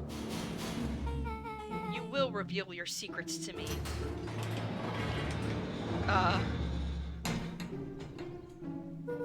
What'd you do? First of all, I told you so. Second, hide. That's Era's Valentine. Who's she talking to? Shh. I expect you to return that suit in working order. Of course. As long as everything proceeds as planned. There's nothing to worry about. The only thing I'm worried about is what's rightfully mine. If that means making some unsavory alliances, so be it. I couldn't agree more. There comes a time to suspend hostilities. I'll deal with our common threat. Now this is what I was talking Beck's about. voice was an excited whisper. Proper shady stuff. Someone in a suit like that tried to grab me yesterday. Seriously? Shh. You do understand that when this all inevitably fails, I won't deny everything? I wouldn't expect any less of you. You just worry about your part in this and let me handle the rest. I can't wait to see the look on that Rube Kerr's face. Yes, the truth will come into light. I'm so surprised you're so comfortable with the potential collateral damage. If there's one thing I've learned, it's that change is painful. I was expecting shady, but that's just flat out supervillain talk. If you don't mind me asking, why? Why are you doing all of this? The mysterious figure retracted their mask, hair pushing out from all corners. Oh, it's Granny. Family. A chill ran down Luca's spine, his vision blurred. Friend trio time, yeah. Beck stifled a sharp wince, and Luca looked down to see himself wrenching her hand. An answer I can certainly respect. Granny? Gran tousled her hair back under the face mask. Just remember, keep everything nice and normal until the festival. I don't need lessons in rousing suspicion. Gran gave Eris a curt nod and disappeared into the night. So Gran's going undercover, trying to find some things out for the Valentine estate. Chapter 5. What big ears you have! Lucas sat shivering in the bushes, staring at his feet. After checking to make sure the coast was clear, Beck gave him a gentle tug on his sweater.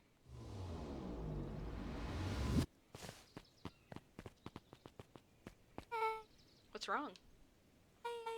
You look like you've seen a ghost. Why are you so scared of that old lady in the hazmat suit? That was my gran. That was your gran? Yeah. Okay, well, I'm sure there's a perfectly reasonable explanation for all of this. Let's just try to get to the treehouse and figure things out here. Lead the way. See if we can get some more charms.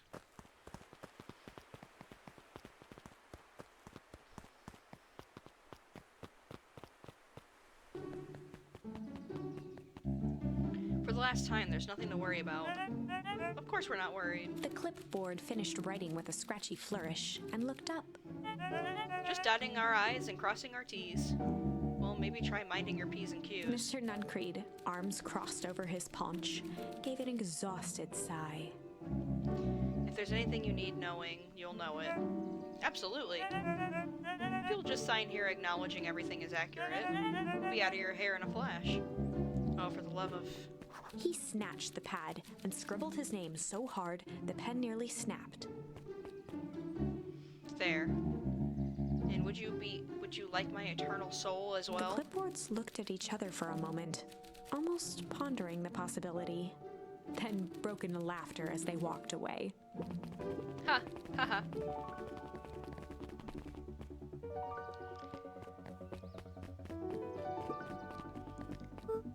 Hi, Mr. Nuncreed. Luca, let me give you some advice.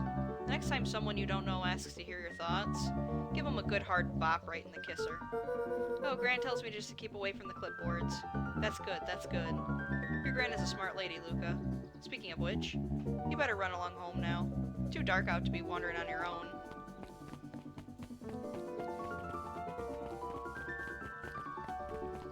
Oh, let's see. Here's the lady with the foreshadowing. The answers you seek will be revealed to you in due time. The question is, the figure intoned. Are you prepared to leave with the truth? Live with the truth. Oh, suspicious. Oh, we already went in there. Oh, I gotta. Okay.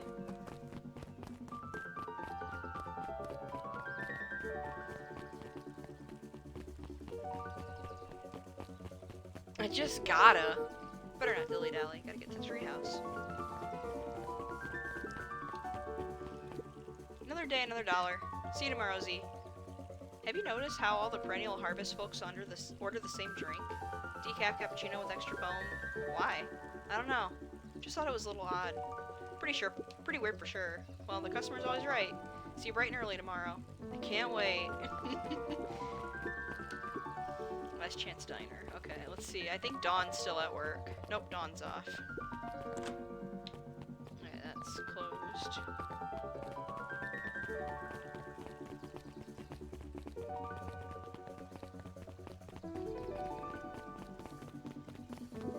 William Kerr and Gus Valentine proudly surveyed the half-covered festival banner. It's all coming together quite nicely. Couldn't have done it without you. The mayor gave a half-hearted shrug. I'm not sure about that. Nonsense. That reminds me, I wasn't able to thank your sister for her contributions. Yes, she has been indisposed of late. She isn't much like me, does she? Oh no, that's not it at all. She's just been busy. Of course.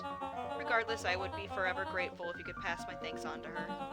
The History Museum adds a real air of importance to the whole affair, and we couldn't very well celebrate the story of Beacon Pines without including the Valentines.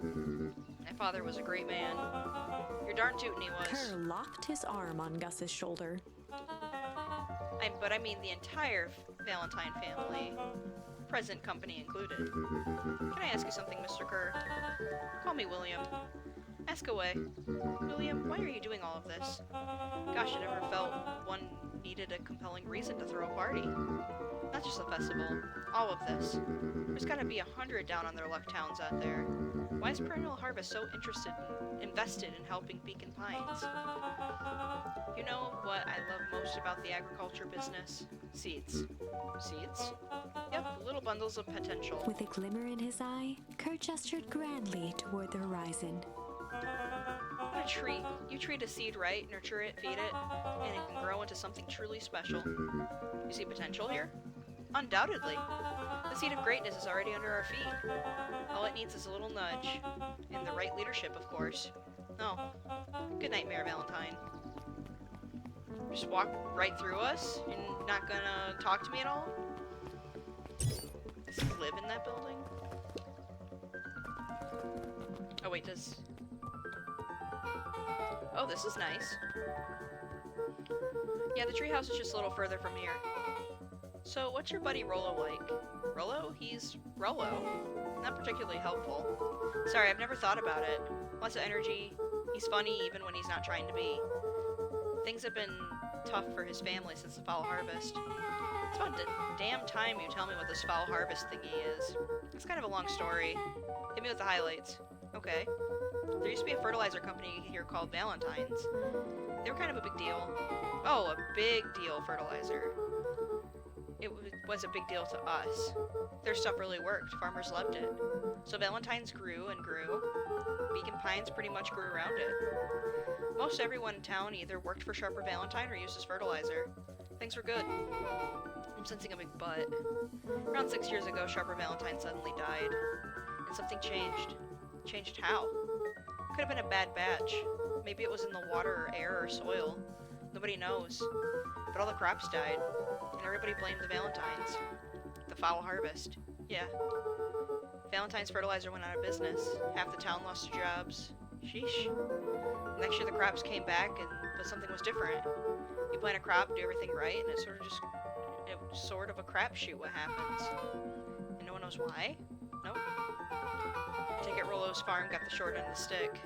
Yep, for the same reason their farm was hit harder. For some reason, their farm was hit harder than the others. That sucks. Things have gotten better since Perennial Harvest came to town.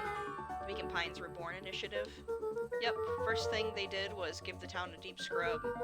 They even put us up in hotels, one town over for a week, while they decontaminated the groundwater. We better get going. I wonder if that's when they moved everybody, was when they put everybody up in the hotel. Can't talk to him. Any new things I can fish for? Nope. Luca placed a sink. Sometimes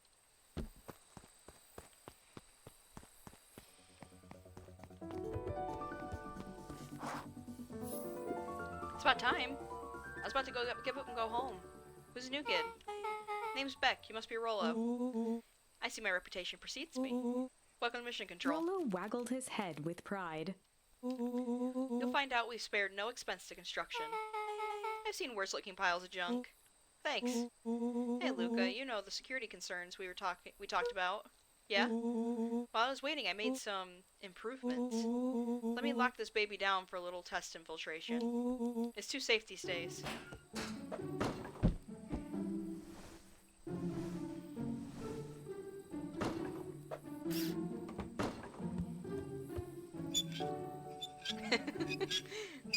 Rose up the window.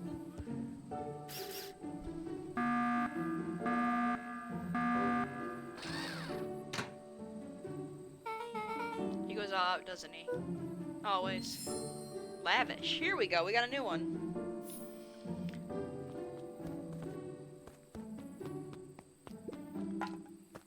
How can I throw stuff? Oh yeah. Let's throw it at the target, I think is what he wants me to do.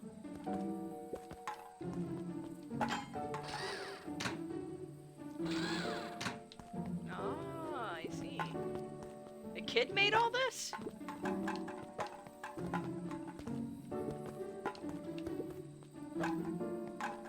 It's kind of hard to figure out if I'm actually gonna hit it or not. I have to get like right up on it.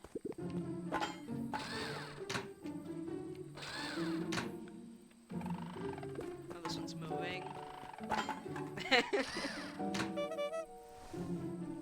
Cool. Where do you guys get all this junk in the first place? There's a guy in town named Jeff who trades us junk for snacks. Junk food for junk. Nice. So, pretty sweet security, right? It was imaginative, I'll give you that. Luca, are we sure we can trust the new recruit? I'll vouch for her. Thanks, I guess. Oh, Luca, you promised to fill me in about the Valentine warehouse. Luca sucked in a long breath. So like I said, there was someone there. What were they doing? I don't know, but the place was lit up and active. Maybe they were squatters? I don't think so, it seemed more organized. When the man pulled me in, I saw some sort of equipment running. The man pulled you in? Yeah, but I got away. I keep saying it was a man. They were wearing a mask, right? Yeah. Then it could have been a woman. How did he get away? I grabbed a rock or something and broke their mask. They let go and I ran. Dang. That's intense. No wonder you freaked out when you saw your grandma. Yeah, that's the other part. On the way here, Beck and I saw Eris Valentine meeting with Gran, wearing the same sort of hazmat suit. Rollo let out a low whistle. They weren't there for idle chit-chat. It was proper clandestine. Clandestine? A proper clandestine meetup. I think I've heard that word before, but I don't know if I'm saying it right. So let me get this straight. There's an operation in full swing at the Valentine warehouse. You were almost abducted by a strange man or woman in a protective suit.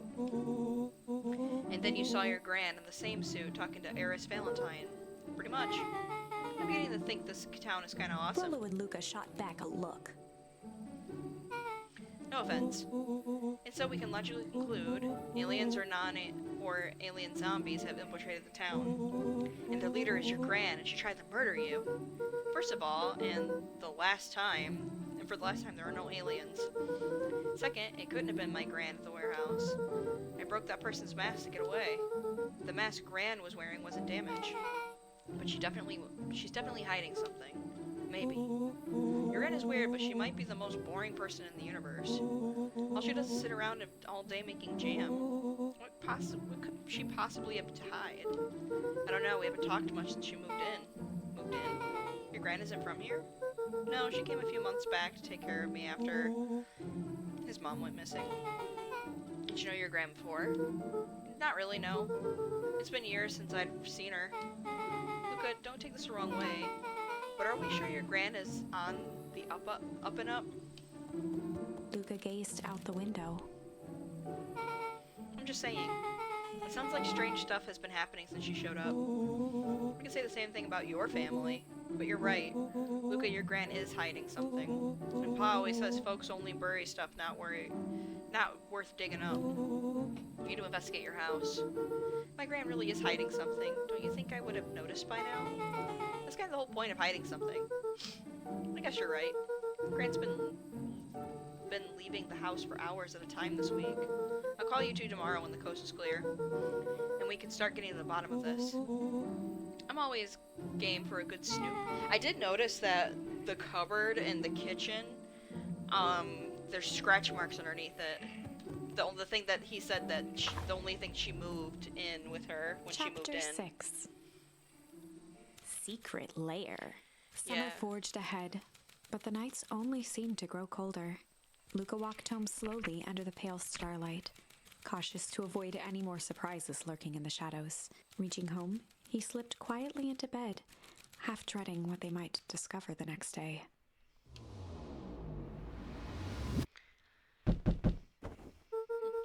What time is it? Did he just... Oh, he changed, I see. I thought he just threw on a sweater. I'm coming.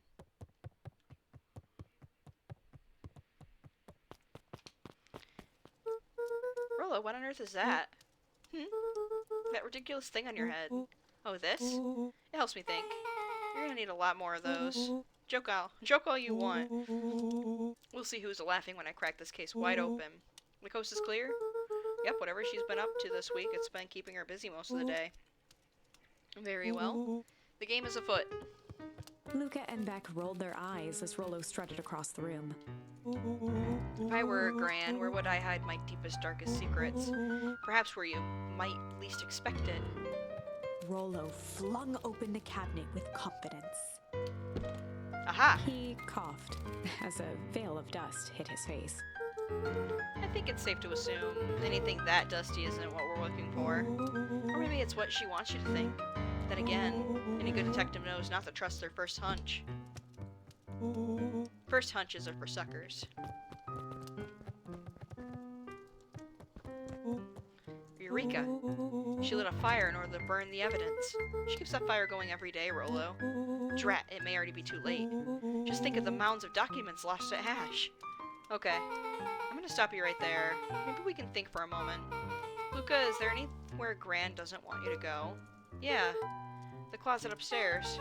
So maybe it stands to reason that we should check there first? No dice, it's locked. Well, well, well. Look who stands to reason now. I have no idea where the key is. If this really is important, then she probably keeps it with her. Anywhere else? She has her berry bushes. Who has ever thought, I'm going to take this important thing and huck it in the bush? True. Anything else? Maybe something out of the ordinary? Well, she is always worried I'll break her fancy dishware in the kitchen. But it doesn't matter anyway, I can't reach the A look latch. of realization crept onto Luca's face. All three kids snapped to glance at each other, then sprinted in turn toward the kitchen. It's snowing crazy outside. Oh boy. You see there's scratch marks under the feet of this thing. Alright, Lolo, now's your time to shine. Ah, yes. I've called upon my expert detective skills. I shall now proceed Before with... he could finish, Luca scrambled up Rollo's back. Hey, this isn't my idea of detective work. Every squad needs a good lockpick, and every good lockpick needs a sturdy head to sit on. This is beneath my standing. Stop complaining and hold still. Got it. The three crowded around the hutch to peer in. With the glass doors opened, a perfect porcelain display gleamed in front of them. Their eyes searched for anything amiss. But the only distinct feature was its impeccability. Well, that was anticlimactic. Yeah, I don't really know what we were expecting. Like, oh hey, let me just yank on this random teacup As and... Beth pulled on one of the teacups, it slanted forward with a hollow click. The entire hutch began to rustle and slide under its own power. Bam, there we go. Seems like your gran has been doing some remodeling. Dude, only 2 types of people have secret layers. Evil masterminds and superheroes. So which one do we think she is? We're about to find out.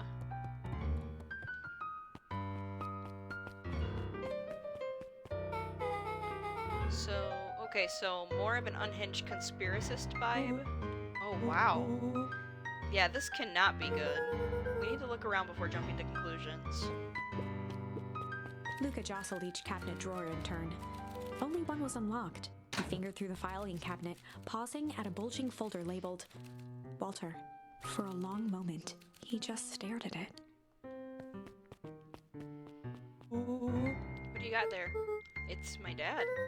Looks like some of his old medical files. Your dad was a doctor? Luca nodded and caressed the label with his thumb. Well, are you gonna read it? Here, let me help. Rollo swiped the folder from the drawer and began leafing through the pages. He whistled to himself, barely looking at the text. How about you actually read some of it? One sec. Dense documents such as this are a lot like a cheeseburger. It's best to skip straight to the middle. That's where all the meaty bits live. Wow, I had no idea we were in the presence of the pre-eminent scholar in dense documents and cheeseburgers. By all means, He proceed. stopped at a page and mimed, holding up a monocle. Ah, here we are. Followed by examination of Terrence Wilby. Patient shows further signs of paleness and malaise. Body temperature continues to drop. What is malaise? Somebody look that up. Sure, Rollo. He now describes soreness of muscles and joints. This is similar to the symptoms exhibited by Miss Wilby just a few days past. Still waiting on lab results from Joseph. Rollo looked up with heightened surprise. See? Creepy. Yeah, that's kind of disturbing. Who's Joseph? That's Mr. Nuncreed's name. Malaise is discomfort. Malaise is discomfort. Okay. Wait, Rollo's finger traced across the page. there's more scribbled in the margins. Could it be contagious? Mr. Wilby claims the tap water in his home has been contaminated. Perhaps environmental. Lab results only raise more questions. I think he came back to this report later and made those notes. So it might be related to something Rollo else. scanned through several more pages. Here, the writing looks shaky. I just couldn't help her. The disease, or whatever it is, progresses so fast. And with his wife passing, Terrence's condition follows close behind, exacerbated by the loss. Enough is enough. I need to take matters into my own hands. Luca, staring blankly at the cabinet this whole time, spoke softly. What does it say next? Rollo rustled the folder, trying to loose more pages. That's where it ends. What? There has to be more. Luca frantically shoved the remaining cabinet folders, trying to find another labeled Walter. Luca, I think that's the only one. It's alphabetical, see? What did he mean, enough is enough? How did he take matters into his own hands? This is bullshit. Luca slammed the drawer shut. A spider web of string connected photos of people from the town, interspersed with hastily scrawled notes. Well, she has kept herself busy. Is your gran a serial killer? Because I'm starting to get a vibe. Don't be ridiculous. Sure, she's just tracking the movements of everyone in town, out of the kindness of her heart. She puts little symbols by some of them. Yeah, Mr. Nuncreed has a check mark. The clipboards are all inside a big circle. My moms are both on here. Both with question marks. Gus Valentine has a question mark. Eris has a question mark that's been crossed out. Mr. Kerr has a bullseye. The killer has chosen her next victim. We don't know what any of this means. Whatever it means, it's probably not good. Oh, can I beat this thing up? Do I get something?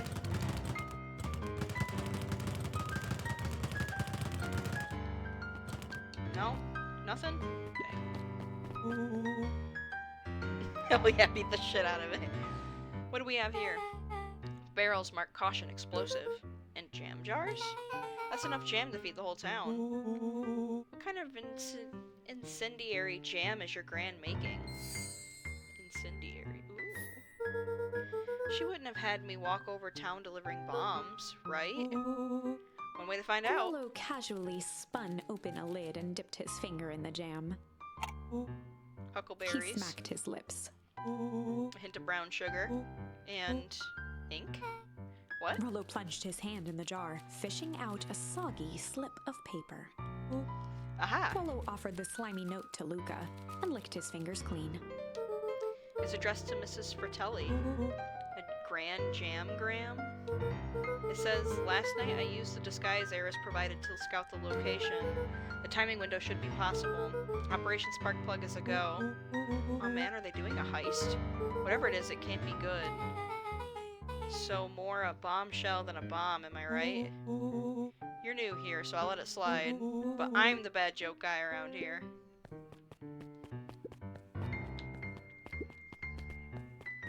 They crowded around a worn-down old map of Beacon Pines.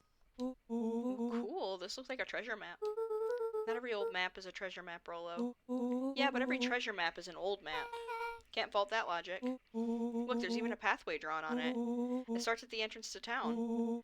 And if we follow Rollo it, carefully traced the path with his finger. it leads right to He jabbed down at the end point. Town Square? That's the fountain in the middle of town. What a weird place to hide treasure. I think that's the source, like from the other timeline. I think this is the old map of the old village, and that's what they're talking about is like where the cold air is coming from. Cause that's where it was. Yeah, you think so too? Yeah, I'm glad we're on the same wavelength here. We're figuring this out. Rollo, it doesn't like a treasure to me. The end of the path on that map has the same symbol as these explosives over here. So it's not hiding treasure. A real bummer. I wonder if that's what happened. I wonder if the freeze timeline, if they blew it up and it was just so much energy that it just wiped out the whole new town with all of the Arctic pressure. So Gran caused the big chill, thinking it would fix stuff. Yeah, okay. We're literally figuring it out at the same time. I just saw that comment come in. Yeah, I think Gran did the big chill because it was a big explosion and then everything froze over. So yeah, okay, things are coming together. Rollo, what's this thing you've been excited about for the past month? The festival. Gulp. Did you just say gulp? Feels like a gulp kind of situation. Everyone will be gathered near the center of town. She's gonna blow up the festival. That if we stop her. What was that? Luca looked up from the map. What was that? What was what? No, I heard it too. That was the front door. Which means someone just shut the door. Which means someone is upstairs. Shh, quiet.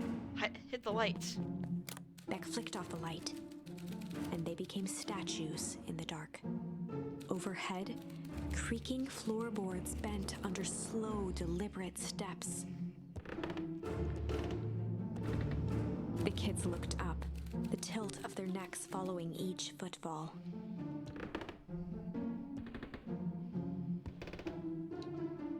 Then suddenly, it stopped. Without realizing, they'd been holding their breath.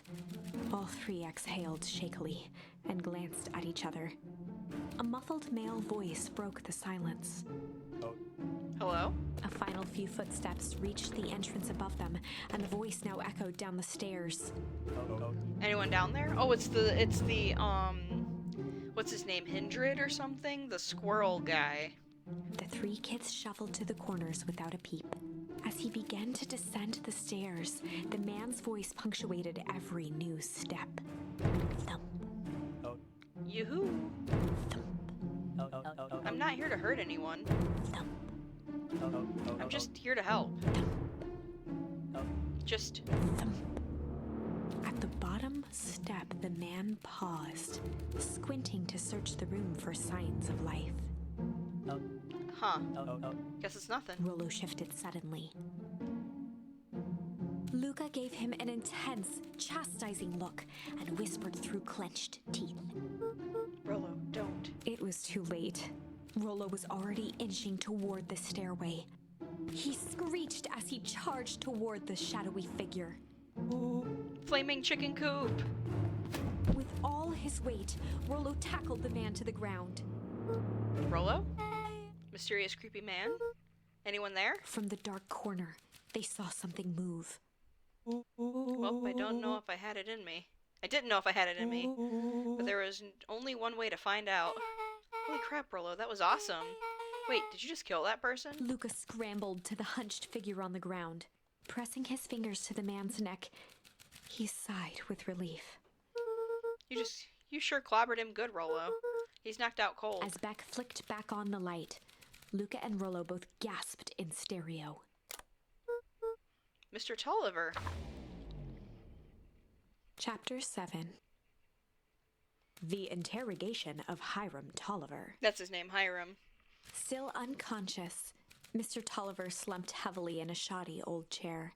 His hands were bound with rope, his feet tied with some loose string. The kids huddled in a circle, discussing their plan. One thing was certain, they couldn't just let Mr. Tolliver go. They needed to know what he was doing in Luca's house. After some deliberation, it was decided. They'd run a classic good cop, blank cop. Chill cop or hard cop? Ooh.